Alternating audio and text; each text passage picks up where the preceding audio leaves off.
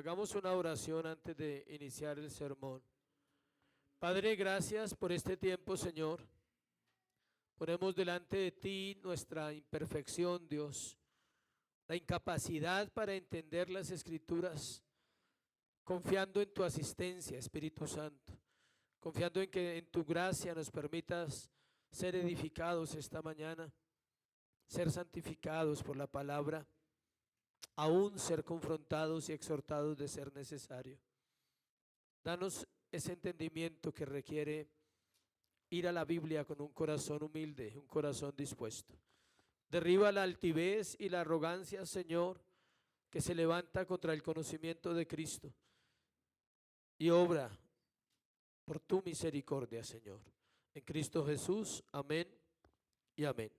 Hoy vamos a hablar del reino, el reino y el mundo. Y vamos a ver las tres parábolas que siguen: la parábola del trigo y la cizaña, la parábola de la semilla de mostaza y la parábola de la levadura.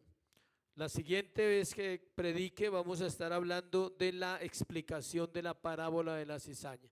O sea, hoy no la vamos a explicar, la vamos a exponer, vamos a dejarla abierta y vamos a ver cosas importantes de ella, pero vamos a asociar estas tres parábolas con la parábola del sembrador. Antes de dar inicio a la introducción de este tema, quiero hacer una aclaración del entendimiento de la parábola del sembrador. No son cuatro áreas, ni son cuatro, no son cuatro etapas en la vida del creyente.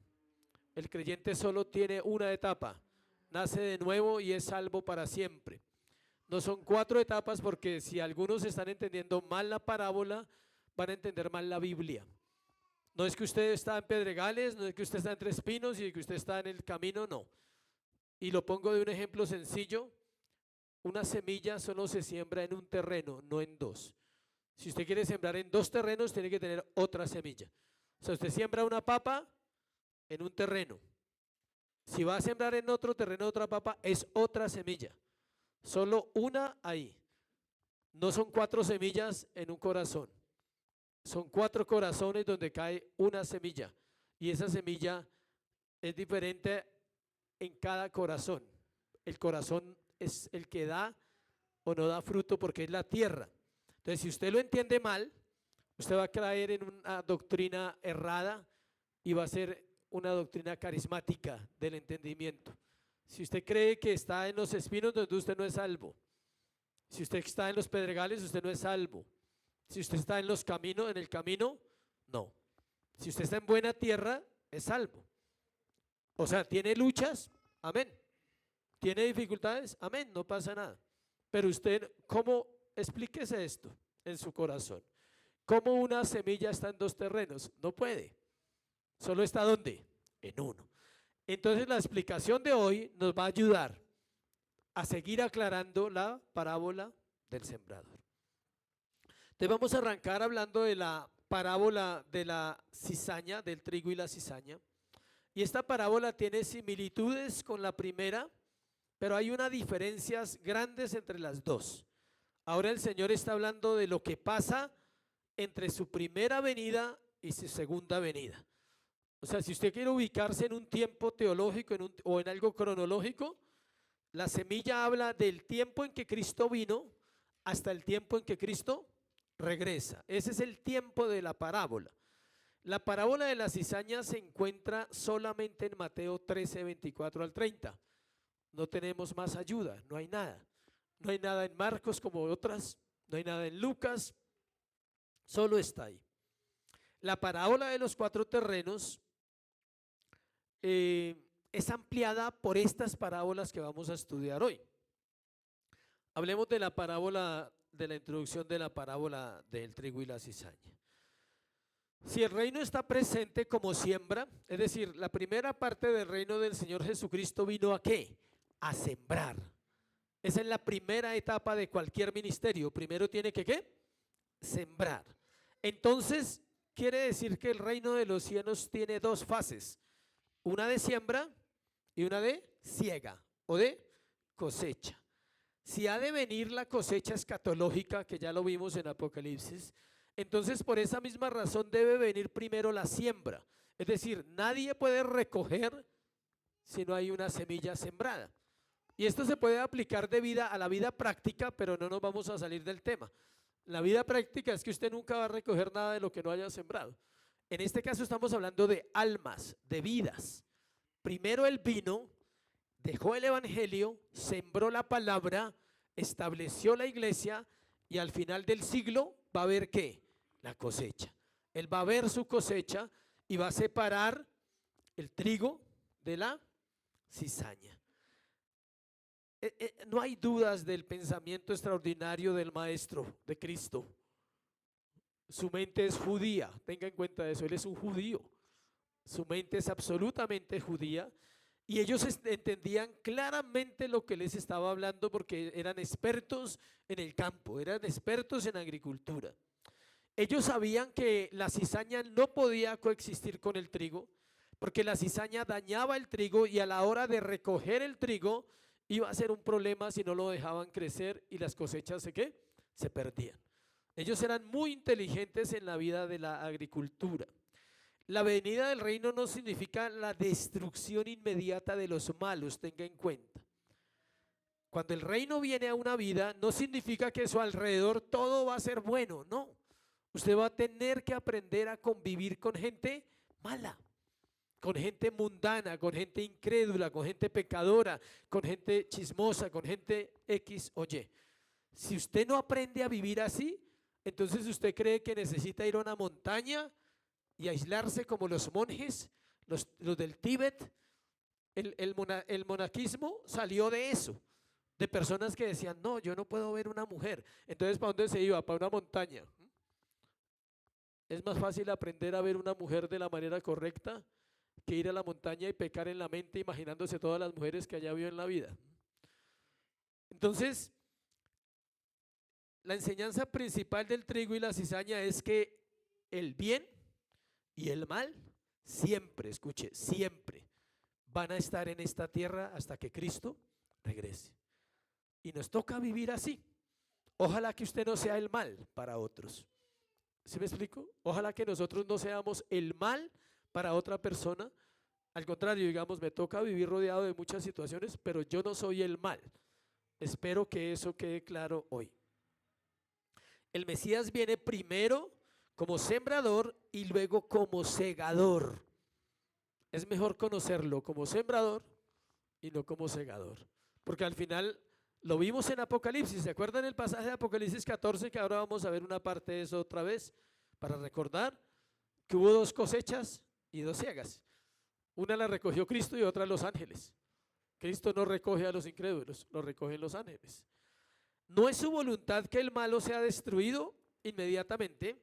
Eso debe esperar hasta que el reino venga como cosecha o como siega.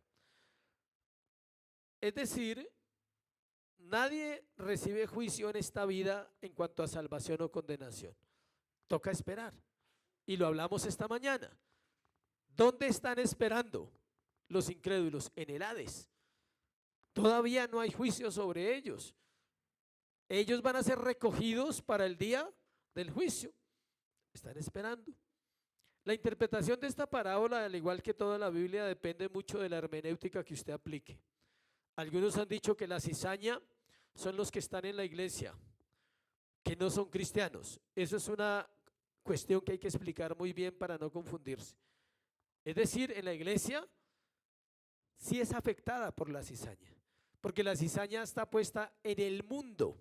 Es decir, en todos los incrédulos, y hay personas que pueden hacer daño al hacer parte de una congregación porque pueden ser simplemente eso, una cizaña, pero no se puede sacar, ¿sí me explico? Tiene que ¿qué?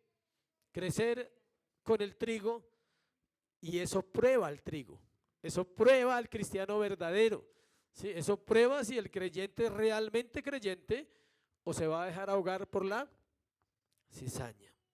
El texto es claro, ahorita lo vamos a mirar, que es el mundo. Y obvio que el mundo es opositor al reino.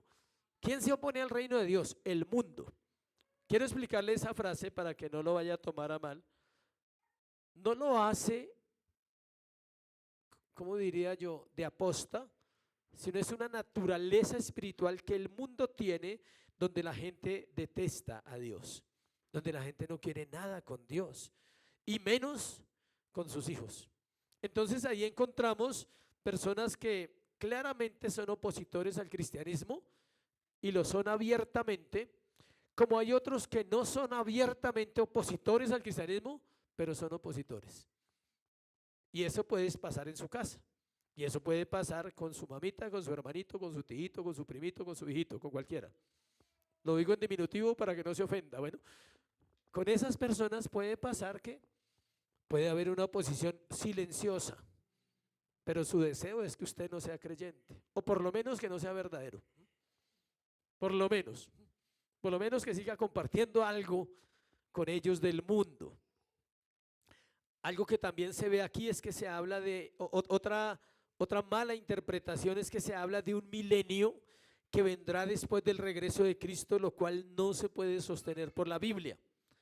Esta parábola muestra 2 etapas: siembra, cosecha, no más. No hay 3 etapas. No es siembra, cosecha, no. Siembra, cosecha. Si hay 3 etapas, entonces siembra, recogen a unos, toca volver a sembrar para 1000 años después recoger a otros. No, es una siembra y una cosecha final. Las parábolas son la revelación del reino para los hijos de Dios y también sobre enseñanza acerca de los hijos del mundo. Es decir, las parábolas tienen verdades para los hijos de Dios, pero nos enseñan a nosotros sobre el mundo. Por eso son tan importantes. Aclarando que para el mundo está velada la iluminación de las parábolas. Si la gente no entiende Juan 3:16, mucho menos las parábolas. No las va a entender. Ellos los ven como historias, refranes, fábulas, cuentos. Nosotros tenemos que encontrar la verdad allí.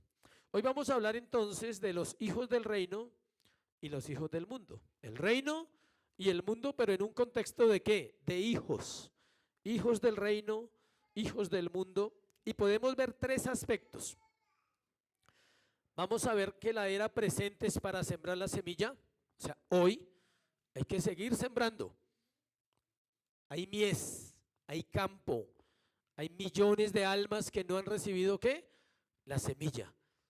¿Quién siembra? La iglesia. O sea, estamos en esta era y en esta era hay que ¿qué? Sembrar. También debemos entender que durante esta era el enemigo va a trabajar todos los días, de día y de noche. ¿Para qué va a trabajar? Para afectar la cosecha. ¿Y cómo lo va a hacer? A través de sus hijos. Él va a trabajar a través de sus hijos para afectar el trigo. Y todo esto va a suceder entre la primera y la segunda venida de Cristo, y solo al final vendrá una separación entre lo bueno y lo malo. La iglesia debe vivir en un mundo caído, donde siempre habrá maldad. Si alguien le dijo a usted que la iglesia era sin maldad, no, en la iglesia hay maldad también.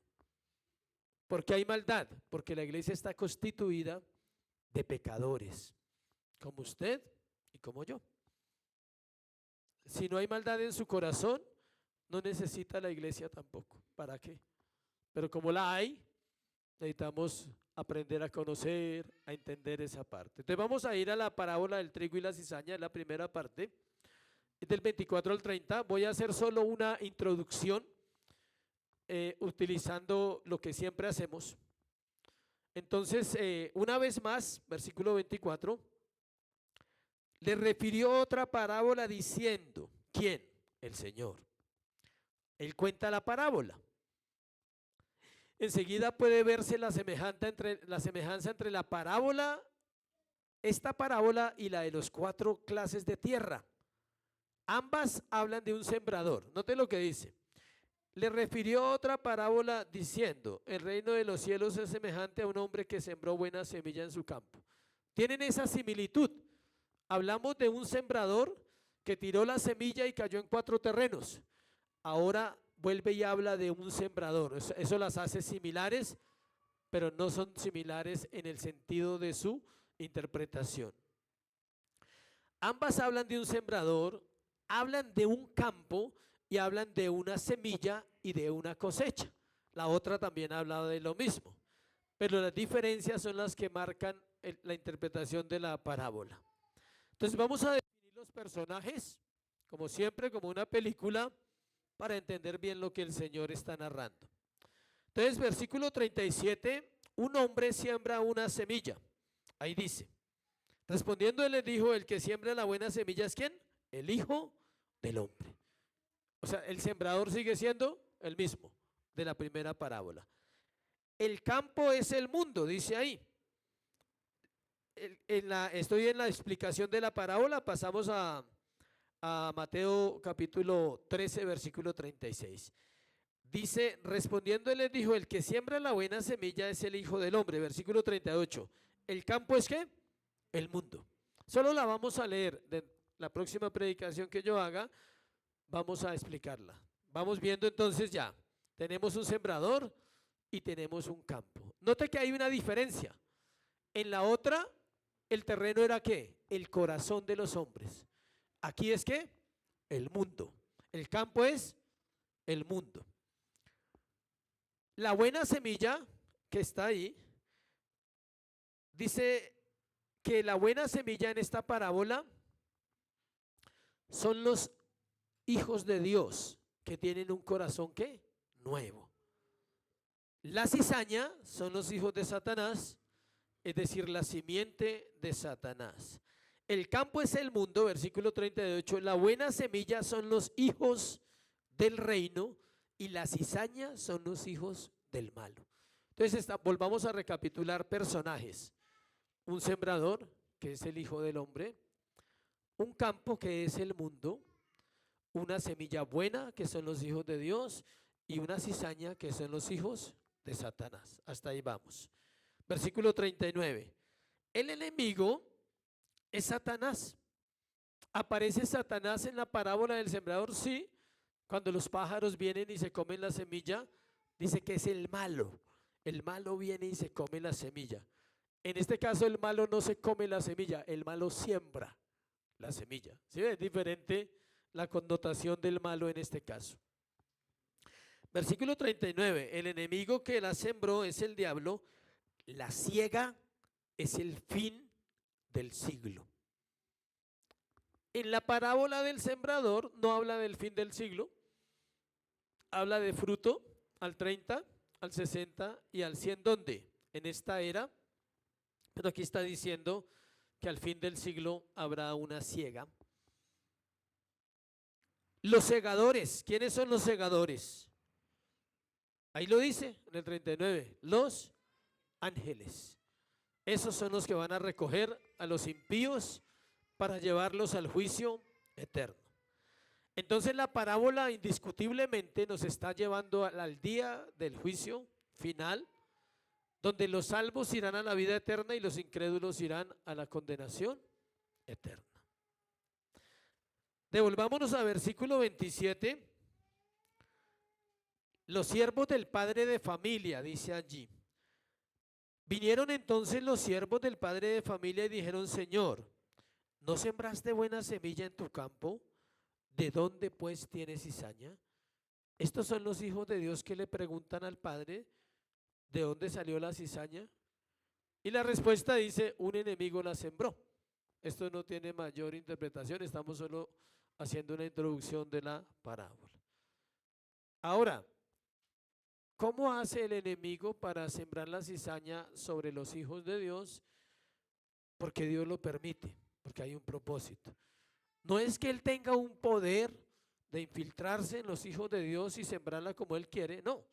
Dios sabe, el sembrador sabe que sembró, o sea, Él sabe la buena semilla en dónde está y Él permite que se siembre una semilla incorrecta para filtrar la iglesia, para procesarla, para que ambas crezcan al tiempo. Ellos la quieren arrancar y eso le pasa a usted a veces, usted quiere arrancar a alguien, o sea, no puede arrancar a nadie, no puede desechar a nadie, no puede juzgar a nadie, ¿sí sabía? Tiene que aprender a vivir, pero no se puede. ¿Por qué? Porque puede dañar el trigo O usted mismo se puede hacer daño tratando de arrancar la cizaña porque no es tarea suya. ¿Sí me explico? El creyente mismo dice, uy, no, yo quisiera arrancar la cizaña. No estoy llamando a nadie cizaña, tenga en cuenta eso, sino que usted se imagina eso. Pero si usted lo hace, usted mismo se puede causar daño.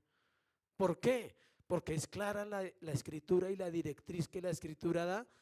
Al fin del siglo, Dios enviará a sus ángeles y ellos sí pueden separar lo uno de lo otro.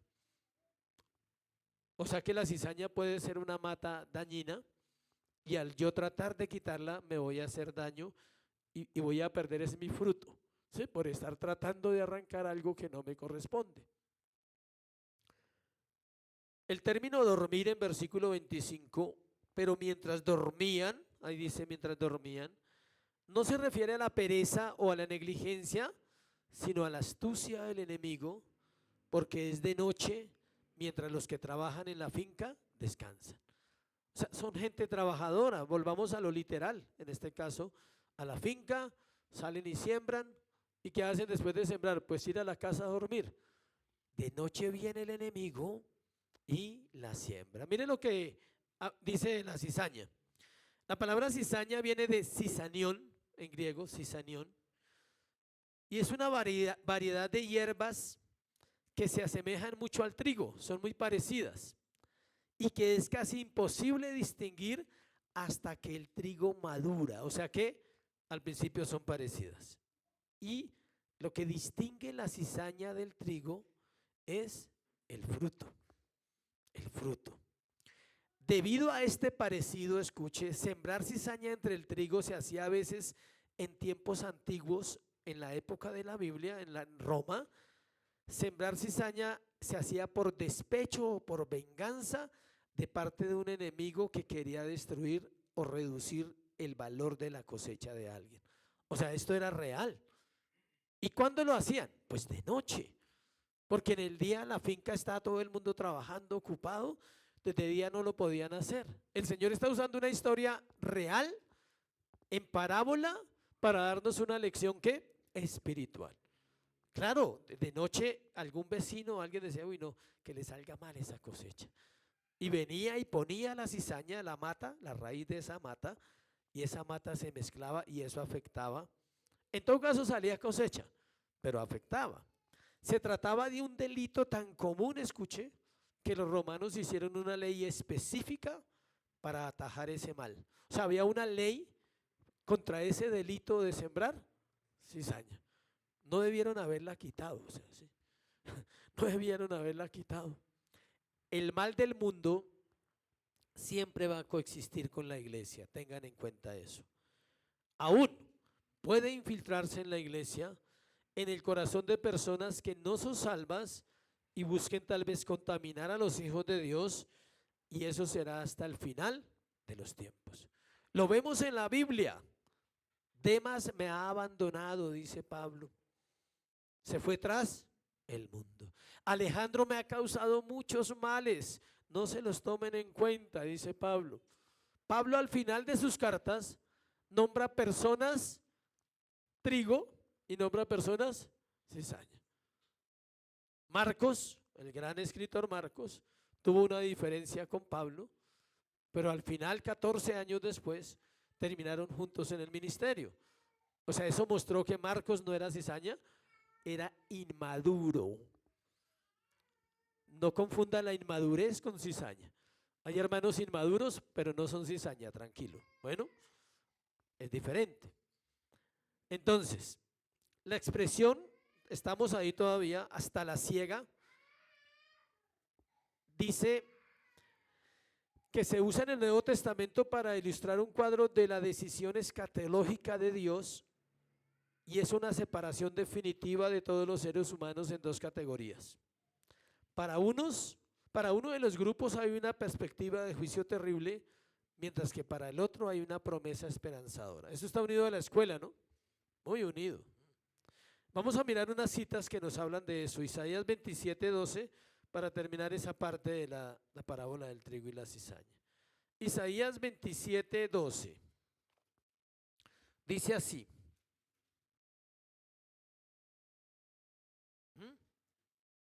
Esa no es.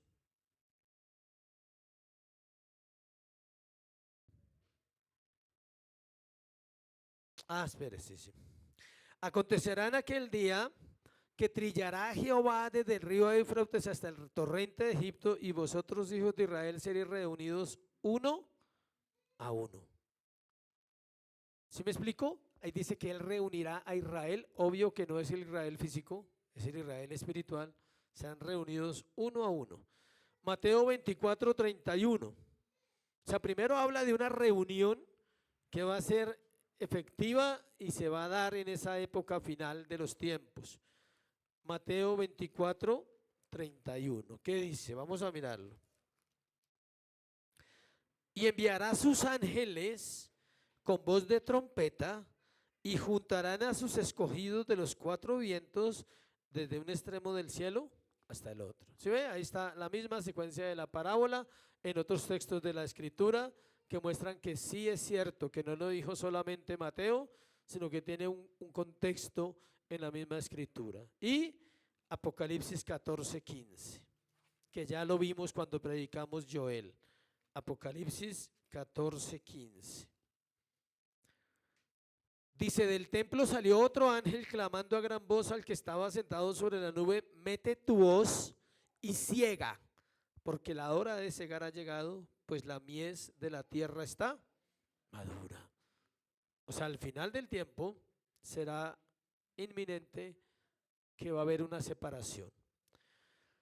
Antes de pasar al segundo punto, esto hace que mucha gente siga pecando deliberadamente sin temor a Dios, porque ellos dicen que la Biblia no es verdad, porque la Biblia habla de un juicio y ellos terminan el día y no pasa nada.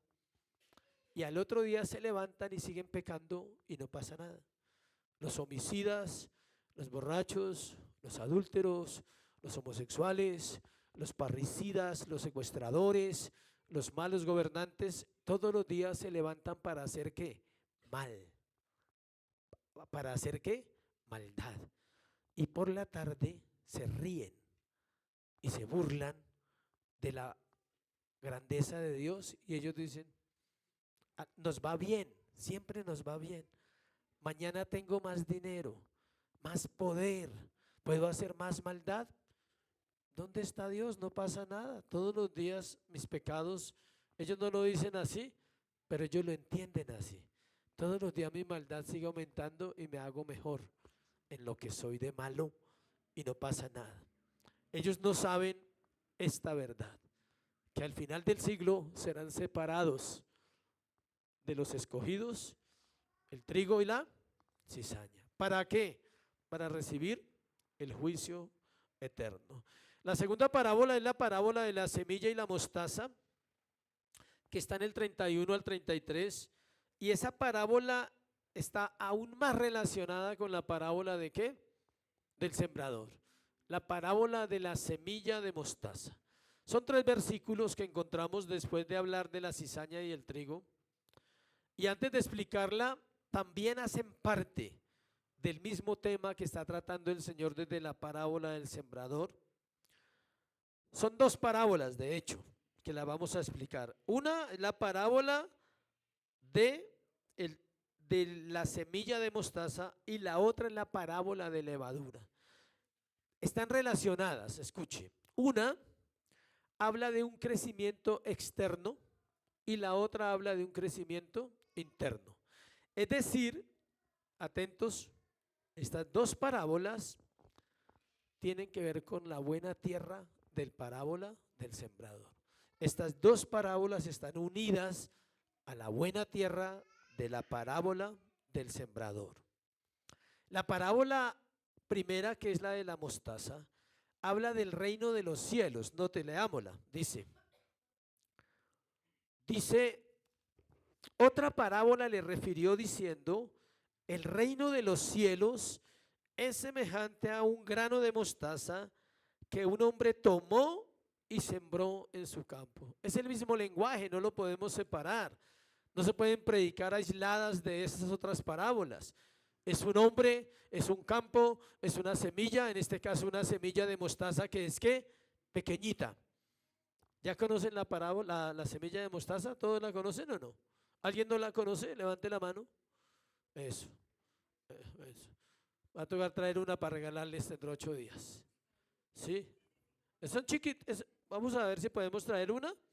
Se la regalamos para que la conozca y le traiga luz a su cerebro y diga, oh, esa es la parábola, perdón, la semilla de mostaza. Existe y se consigue una semillita. Es una cosa como la cabeza de un alfiler, creo, ¿sí? Más o menos como la cabeza de un alfiler de pequeña. Dice que, ¿cuál es el mensaje sencillo? Lo que está dando a entender el Señor Jesucristo es que el reino de los cielos comienza así, con una semilla ¿qué? Pequeñita, pero que luego, al pasar el tiempo, su crecimiento será ¿qué? Poderoso. Lo hablábamos ahora antes de iniciar con alguien aquí en la iglesia, de cómo se puede entender que la iglesia de Cristo no es una iglesia insignificante de 30 o 50 personas en un salón que se reúnen, no. Tampoco es la de 200 ni la de 500, no. Es un reino. Ella hace parte de un reino mayor, de un reino de Dios, del Padre, del Hijo, del Espíritu Santo, de un reino de ángeles, de un reino de muertos en Cristo, de un reino de hombres del Antiguo Testamento, de un reino de todos nuestros hermanos que han muerto hasta hoy, y hace parte de todos los que no han nacido y vendrán a la salvación. Entonces no es una iglesia cualquiera, pero comenzó ¿cómo? ¿Cómo comenzó? Con una semilla. El Señor le está hablando a sus discípulos verdades que van a transformar sus corazones, porque les está diciendo que eso que ellos están haciendo y que no entienden, y esos poquitos seguidores que tenía Jesús, en ese momento tendría por ahí 70, 80 seguidores, se iban a transformar en la iglesia poderosa del Señor Jesucristo. Y dice que se refería a todo lo que estaba pasando en Jerusalén, diciendo, todo el mundo nos menosprecia. ¿Se acuerda que dice la escritura, todos se van con el maestro? Y no eran todos, era un grupito chiquito que se iban con el maestro. Es una hipérbole. Era un grupo de personas que se iban con el maestro. Los 12, María Magdalena, todos los que aparecen en la Biblia con nombres ahí. Usted empieza a sumar, si le gusta, haga una cuenta de cuántas personas aparecen en el ministerio de Jesús. Por ahí 100. Al final, cuando resucita, dice que se apareció ¿a cuántos? A 500. Entonces la semilla en 3 años ya se había ¿qué? Esparcido, ya se había regado. La iglesia invisible es el fruto de la semilla de mostaza. La semilla de mostaza se volvió ¿qué? La iglesia invisible. Por eso la describe como un árbol gigante, grande, bajo el cual muchos vienen ¿a qué? A anidarse, a protegerse, a buscar un refugio. La iglesia cuando crece puede dar sombra a muchas vidas. Las aves del cielo no significan lo mismo aquí que las de la primera parábola que se comen la semilla. Y ese es un principio de interpretación. Nunca interprete una palabra igual, de un capítulo a otro puede cambiar el significado. Las aves de la parábola del sembrador son malas, representan a Satanás. Las aves aquí representan ¿a quién? ¿A quién? Las aves del cielo en este caso representan vidas que se acercan al árbol, y ese árbol es ¿quién?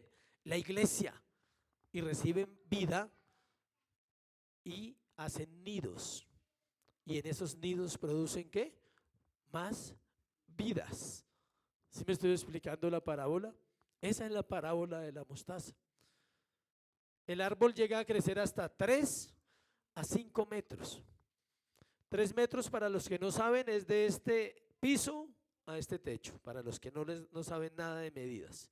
Como a mí me encanta la matemática, entonces de esa baldosa a ese techo, así crece la semilla chiquitica. Otras llegan a 5 metros, o sea, 2 pisos de una casa, llegan a ser ¿qué? Grandes. Y ahí, literal, venían los pajaritos y hacen nidos. Todo eso es simbólico y tiene que ver con la iglesia que arranca. ¿Cómo empieza una iglesia? Con un hombre que Dios llama. Así empieza una iglesia.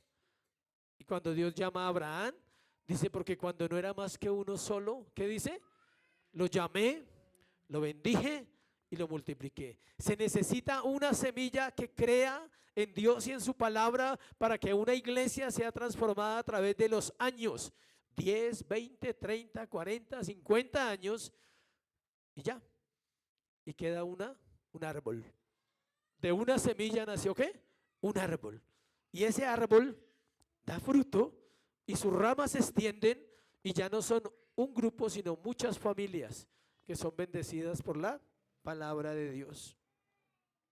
Lo que Jesús está diciendo es que a pesar de la gran oposición de los tres suelos, acuérdense de los tres suelos, a pesar de esa oposición, de las piedras, de los espinos y de las aves que se comen la semilla, la pequeña semilla que cayó en buena tierra dio fruto.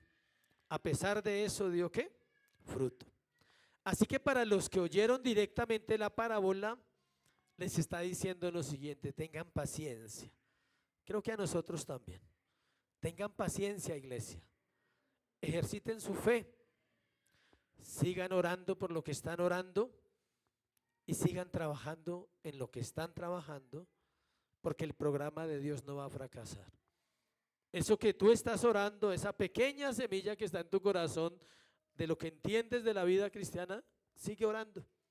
En su momento, quizás alguien venga y busque sombra y diga, aquí ya hay sombrita.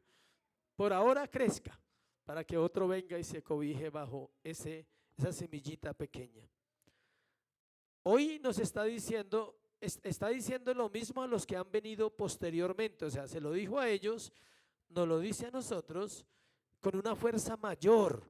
Escuche, para ellos era un comienzo chiquito, quizás nosotros estemos en el final del árbol, quizás nosotros ya estamos en el árbol ¿a qué? Crecido, y millones de almas están viniendo al evangelio verdadero de todas las naciones. El evangelio se está reformando. Están saliendo personas de evangelios falsos porque aman la verdad, porque Dios ha puesto amor en sus corazones. Entonces, aparte de que era un pequeño comienzo, era una gran profecía que él estaba dando allí en ese pasaje. Está diciendo, cuando esto que estoy sembrando, el reino de los cielos que estoy sembrando en sus corazones, cuando crezca mundialmente, será una iglesia poderosa. Acerca del tema del cumplimiento, miraremos Mateo 24:14, ahí está el cumplimiento, que es lo que estamos haciendo en este tiempo. Será predicado este evangelio del reino en todo el mundo para testimonio a todas las naciones, y entonces vendrá el fin. O sea que no hay fin hasta que haya una gran cosecha, hasta que este evangelio, no el falso, el bíblico, se predique en todas las naciones y millones de personas vengan a la fe, ahí vendrá el fin. Hablo de millones porque millones, hay demasiados millones en la tierra. No hablo porque sea exagerado, sino hay demasiada gente en la humanidad. Entonces no van a venir 5. En cada iglesia van a venir unos y otros y otros, y en todos los países. Hoy está pasando. Hoy Dios está salvando miles de vidas.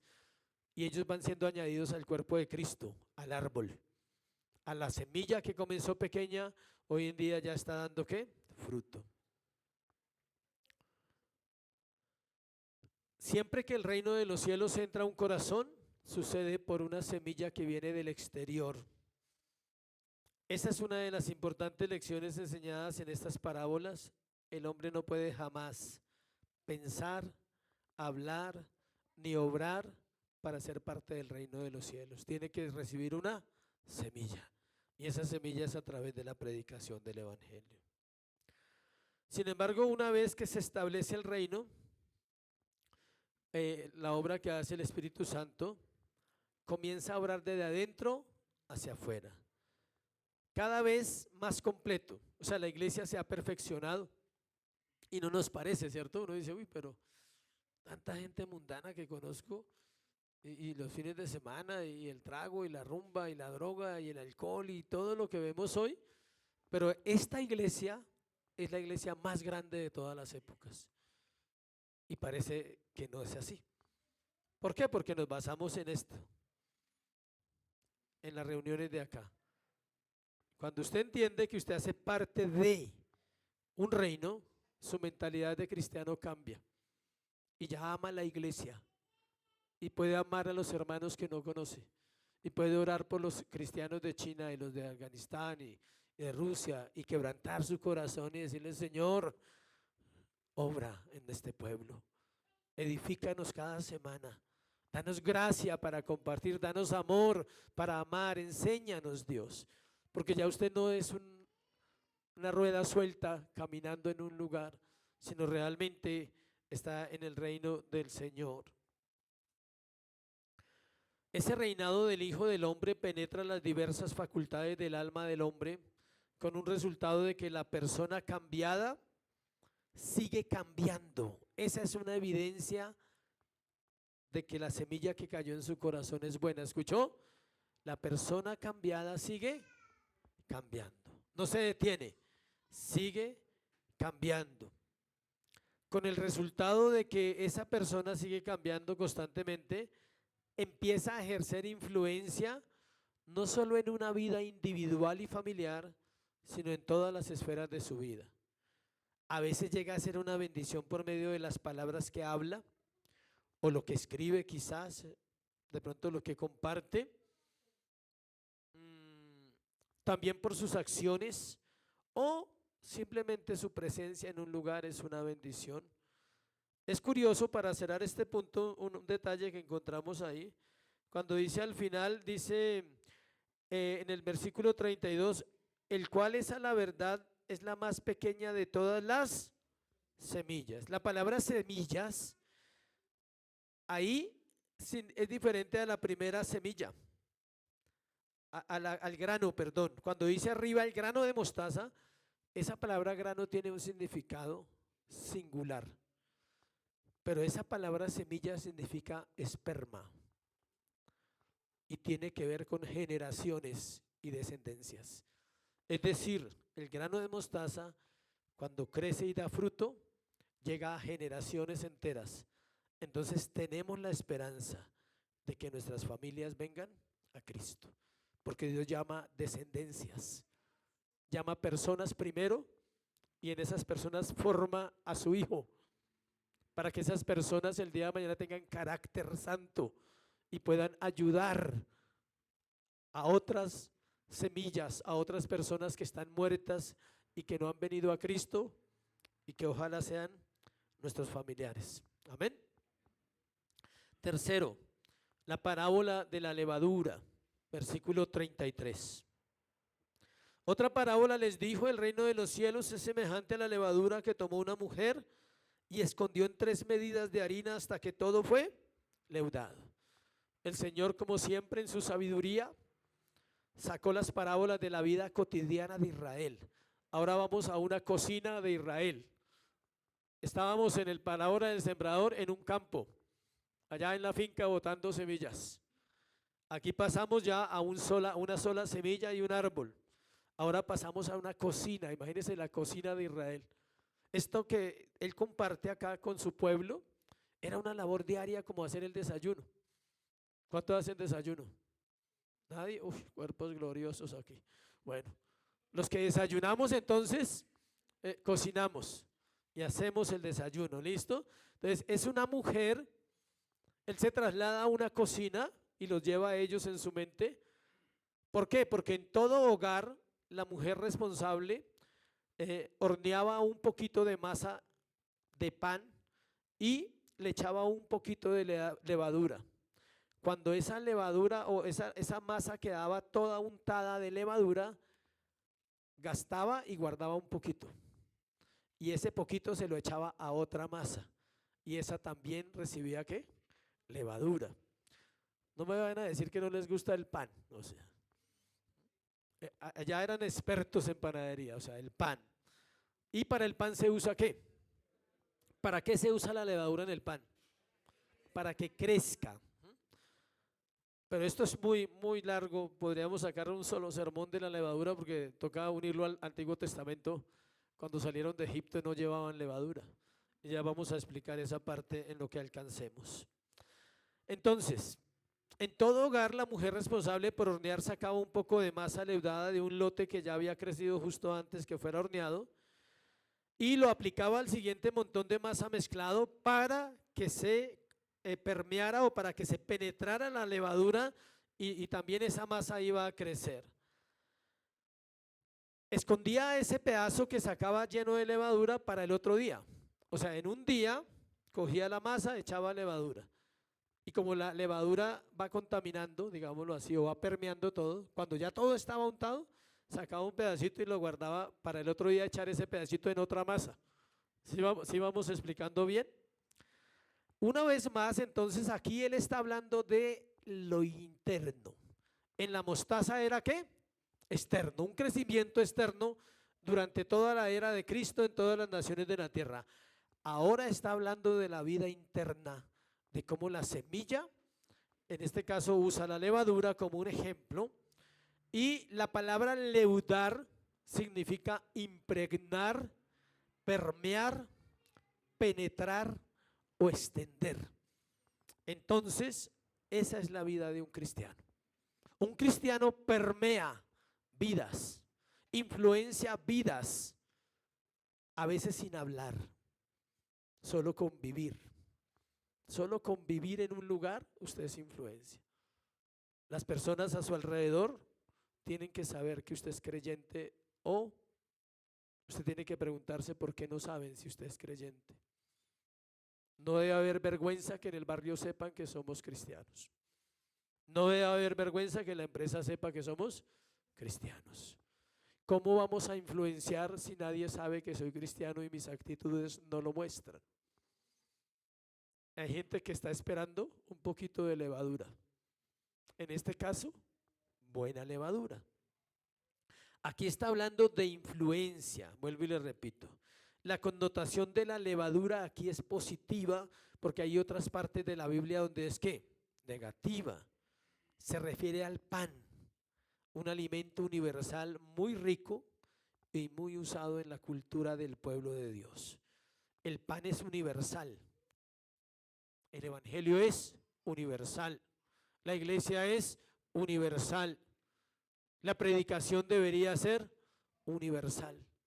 Él espera que esa semilla o esa levadura que usted recibió porque otro compartió el evangelio a su vida, usted también tenga la capacidad, guarde un poquito, no se lo coma todo, guarde un poquito que esté leudado, que tenga la buena semilla de la palabra del Señor para contaminar, se puede usar en término positivo, para influenciar a otras personas. Vamos a mirar un ejemplo de la levadura negativa porque estamos hablando de los hijos del reino y los hijos de ¿qué? Del mundo. Lucas 12:1 nos da un ejemplo. Lucas 12:1 dice así: en esto juntándose por millares la multitud, imagínense miles, tanto que unos a otros se atropellaban, comenzó a decir a sus discípulos, primeramente, ¿a quién le habló? A sus discípulos. O sea, es para cristianos, no es para personas del mundo. Guardaos de la levadura de los fariseos, que es ¿qué? La hipocresía. Entonces aquí pasamos a una connotación de la levadura negativa. La levadura se usa para hablar de la doctrina de los fariseos bajo el mismo principio. O sea, si yo hablo de levadura bíblicamente, uso el mismo principio para hablar de algo negativo o de algo positivo. Es decir, un poquito de la gracia del Señor es suficiente para una vida y para que esa crezca y otras personas crezcan alrededor de nosotros. Y un poquito de pecado y de falsa doctrina es suficiente para contaminar a un creyente, un poquito, y para dañar el proceso de crecimiento en esa vida. Eso es lo que está diciendo el Señor en Lucas 12:1, dice, guardados, ¿a quién le dice primero? A los discípulos, guardados de la levadura de los fariseos, que es ¿qué? La hipocresía. Le dice, guárdense porque ellos enseñan cosas, pero ellos no viven esas cosas. y tenemos que aprender a discernir. Lo pequeño en las manos de Dios es poderoso. Pablo también usó el término de la levadura en Gálatas 5:9. Vamos allí a Gálatas 5:9. En otro contexto, a la iglesia de Galacia les dice esto. Mire lo que les dice. Un poco de levadura, ¿qué dice? Leuda toda la masa. ¿A qué se refería Pablo? A los judaizantes. Los judaizantes querían que la iglesia volviera a hacer obras y fuera salva, ¿por qué? Por obras. Entonces esté alerta, porque los hijos del mundo también llegan a la iglesia y un poquito de levadura puede contaminar al creyente, a los hijos del reino. Cuando Pablo acusa a los corintios, vamos allá, a 1 Corintios 5, 6, 7, vaya buscándolo mientras yo le leo acá. 1 Corintios 5 del 6 a 7. Pablo acusa a los corintios de indiferencia arrogante ante la cena del Señor y dice que él declara ese proverbio, era un proverbio que usa en Gálatas, el que acabamos de leer, y que Jesús tenía en mente en la parábola. 1 Corintios 5 del 6 al 7. Voy a leerlo. Pablo también lo usa aquí. Note lo que dice.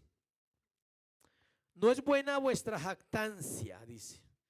¿No sabéis que un poco de levadura leuda toda la masa? Limpiaos pues de la vieja levadura para que seáis nueva masa, sin levadura, como sois, porque nuestra Pascua, que es Cristo, ya fue sacrificada por nosotros. Y ahí obligatoriamente nos lleva al Antiguo Testamento, pero no voy a ir hasta allá porque sería una explicación demasiado larga. Pero por encima le resumo, cuando Israel sale de Egipto, la orden que dan es que no lleven pan ¿con qué? Con levadura. Porque Egipto representa ¿qué? El mundo. Porque eso iba a contaminarlos. Lo curioso es que no llevaron pan con levadura, pero la levadura iba ¿a dónde? En sus corazones. Y así pasa. A veces somos contaminados por un hijo del mundo, pero otras veces ya tenemos la levadura en el corazón. Y tenemos que orar, insisto, en que el Señor nos ayude a ser fieles a su verdad y a su palabra. El apóstol está hablando en un contexto de exigir que los creyentes quiten de en medio de ello a los miembros inmorales al fin de que la mala conducta no contamine el resto de la iglesia. Él está hablando a una iglesia, y está diciendo que hay que quitar a unas personas que estaban participando de la cena incorrectamente, que se embriagaban en la cena y se comían, iban a comer. Por eso Él los manda, dice, si van a comer, váyanse para la casa.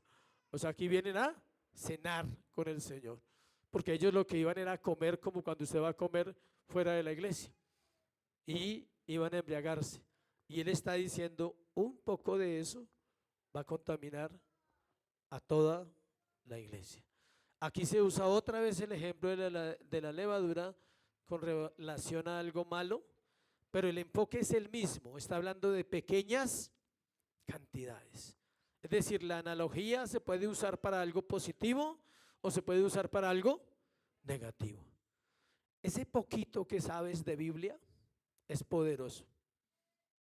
El poco tiempo que oras, aunque no se conforme, procure orar más, sirve. Lo poco que entiendes de la parábola del sembrador puede ser suficiente. Dile, Señor, perdóname porque la entendí mal, pero lo poco que entiendo bien, que se multiplique. Esa es la pequeña levadura que puede influenciar a otras personas, pero recuerda, es el mismo principio en cuanto al mundo.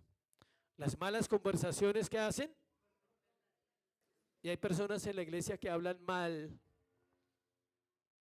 En 5 minutos sabemos, o por lo menos yo sé si usted habla mal, y puedo ver su grado de fe por cómo habla, cómo cuenta usted las luchas, porque tiene derecho a tenerlas, pero no hablar mal. Si alguien aquí no tiene lucha, pues esto no tiene sentido. O sea, las tenemos, La pregunta es cómo me expreso de esa vida que estoy llevando, cómo estoy viviendo.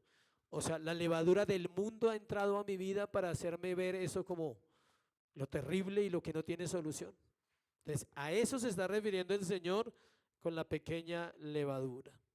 Parte del fruto verdadero, que es la tierra que cayó, la semilla que cayó en buena tierra, es que la semilla que fue sembrada penetra hasta lo profundo del corazón. Y no solo produce cambios externos, sino también cambios ¿qué? Internos, que lleva al creyente a ser influencia, luz y sal de este mundo. No se le olvide Mateo 7. Vamos en Mateo 13, pero no se le olviden las otras predicaciones. Tráigalas a memoria. Diga, uy, ¿esto cómo se conecta con soy la sal del mundo y la luz del mundo? La levadura. O sea, ¿cómo tengo que influenciar? Ahora no le vaya a echar un bulto de levadura a otro porque lo revienta, o sea, sí. Es de a poquito, como la sal. ¿Se acuerdan la sal? Pizcas, sin legalismo, sin juicio, sin condenación. Pizquitas de sal para que sepa bueno y para que lo quieran volver a escuchar. Sabiduría de Dios, dígale Señor, dame sabiduría para hablar, porque a veces no hablo como un balde volteado, o sea, así. O sea, no, bien, quiero hablar bien, sin juzgar. No juzgues, enseña. Y si vas a juzgar, hazlo con un claro juicio, basado en ¿qué? En la escritura. Porque está clara la escritura y puedes emitir un juicio. Cerremos con versículos 34 y 35 de Mateo, por favor. Que es prácticamente lo mismo que ya predicamos la vez pasada cuando él habla de las parábolas. Pero vale la pena recordarlo, dice así. Todo esto habló Jesús por parábolas a la gente y sin parábolas no les hablaba, para que se cumpliese lo dicho por el profeta cuando dijo, abriré en parábolas mi boca, declararé cosas escondidas desde la fundación del mundo. Una vez más, el Señor vuelve a hablar de cómo está usando las parábolas. Cuando uno lee la parábola de el trigo, de la semilla de mostaza, si usted no la estudia nunca se imagina todo lo que ella significa. Usted se imagina una semillita o piensa en la salsa de mostaza esa amarilla que, ¿sí? Usted piensa en eso de pronto. Ah, eso está hablando de la salsa que le echó al perro. ¿Sí? O sea, hay gente que llega hasta ese punto de ignorancia y no se toma la tarea de decir, pero ¿de qué está hablando? Por eso el Señor dice, habló en parábolas, dice que les hablaba, ¿por qué? Por parábolas a la gente. Y sin parábolas no les hablaba. Nunca más volvió a predicar. Hasta capítulo 12. Ahí para allá, él se dio cuenta del rechazo, obvio era Dios. Se dio cuenta que lo iban a matar, también ya lo sabía. Dijo, a partir de aquí, solo mi reino entenderá. Solo mi pueblo entenderá. Solo mi iglesia entenderá. Y eso sigue funcionando hoy. Solo la iglesia de Cristo, solo los hijos de Dios, solo los hombres y mujeres regenerados y nacidos de nuevo entenderán las escrituras. El resto solo verán beneficios, quizás por algún familiar que es nacido de nuevo. ¿Sí sabía que hay gente que se beneficia de un cristiano? No que le pida plata ni que usted le preste, no. Se beneficia porque hay una influencia y eso no es misticismo, eso es real. No es en vano que seamos hijos de Dios en este mundo caído. Cerremos con el Salmo 78:2, que es el verso que está ahí en este pasaje. Salmo 78:2, miremos qué nos dice. Llama a David profeta, ¿no? Tenga en cuenta, Salmo 78:2. Alguien me preguntaba que si el oficio profético está hoy. No, el oficio apostólico tampoco, el oficio salmista tampoco. No hay salmistas, hay cantantes, que es diferente. Los salmistas no es un ministerio de la escritura. Los salmistas son los que escribieron salmos. Si alguien puede escribir salmos inspirados, entonces puede ser llamado salmista. Pero no hay salmistas en este tiempo tampoco. Me hicieron esa pregunta y preciso estaba leyendo este texto cuando Jesús dice, como dijo el profeta, ¿y a dónde nos manda? A Salmos. O sea que los salmistas eran ¿qué? Profetas, por eso ya no hay. 78, ¿qué le dije? 2. Abriré mi boca ¿en qué? Proverbios. No es en el libro de Proverbios, por favor, ¿sí? No, es en enseñanza, en sabiduría, en esos dichos. Hablaré cosas escondidas desde los tiempos antiguos. Y si usted sigue leyendo, le interesa, va a hablar de la ley, del Deuteronomio, de todo lo que le enseñó a los padres de la iglesia de esa época, del Antiguo Testamento, cómo sirve para nosotros hoy. Entonces, recordemos que las parábolas están unidas, no se pueden interpretar sueltas, son como los atributos de Dios, están unidos, son como los atributos de la palabra, ¿están qué? Unidos. Entonces siempre vamos a volver, durante cada parábola vamos a tener que ir ¿a dónde? A la parábola del sembrador, para que al final de las parábolas diga, entendí la parábola del sembrador y eso es suficiente.